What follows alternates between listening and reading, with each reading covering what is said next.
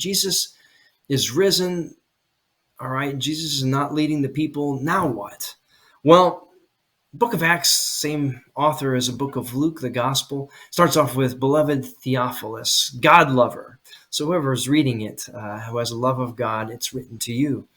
And it starts off, I love this, the disciples are staring up at the sky. And God shows up and says, hey, men of Galilee, hey guys, McFly, hey, why are you standing around looking into the sky? Oh, well, Jesus was just here and hey, get with me. Jesus told you got work to do. So let's get at it, huh? Let's go. And so, well, we got a problem. Judas is no longer with us. So right off the bat, it says that there are 120 to start off. 120 people who've been following Jesus up into Jerusalem to the cross, who are now kind of the remnant after the crucifixion. But minus one, 119, because Judas is no longer. So they got to find somebody. They got Justus and Matthias. They cast lots. It falls upon Matthias. It's the only place we really ever hear about this guy other than church tradition.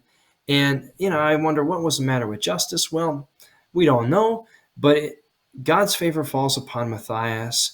And it's important to call the right people to the right positions, whether you're in work or you're in discipleship ministry. They didn't have Indeed or Monster.com.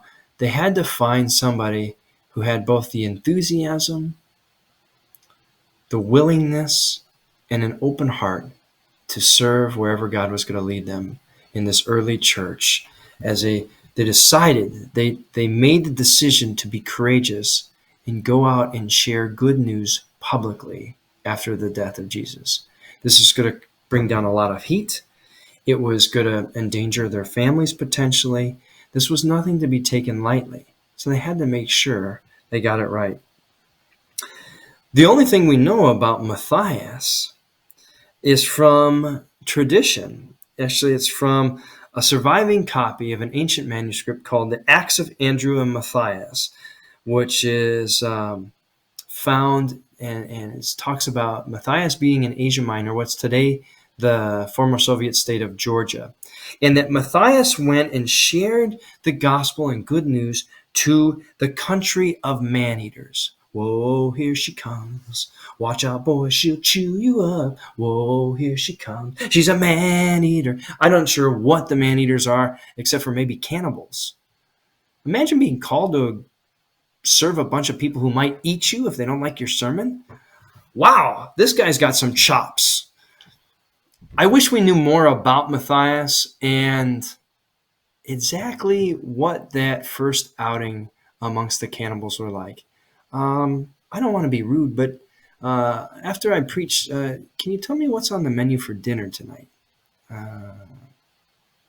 Anyway, the wonderful book of Acts starts off with these just little verses that tell us the disciples made a decision, but we don't get to see behind the scenes of where James and John and Thomas and Matthias, where these guys are going and just how tough it's going to be to go to a people who doesn't speak your language, to a place you've never been, and start to set up camp and build relationships and begin to tell the world about how Jesus has changed the game forever between humanity and God. That's why I call it the wonderful book of Acts. These 120 men and women reshaped the world. They didn't have any armies. I don't think they ever went to any universities or held vast degrees. But maybe they've changed the world more than anybody else ever has. Thanks be to God.